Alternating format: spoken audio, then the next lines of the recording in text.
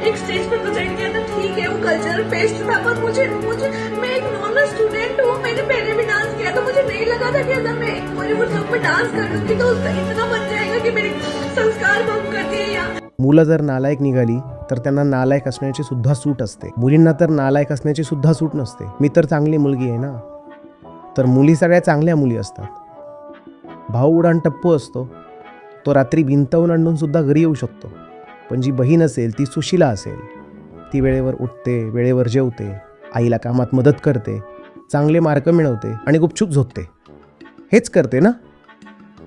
तर तुम्हाला सवय लागते सर्वांच्या नजरेत चांगली मुलगी बनून जगण्याची।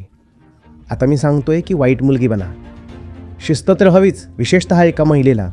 अजिबात इकडे तिकडे पाहू नकोस, तुला अडकवण्यासाठी खूप जण तयार बसलेले आहेत।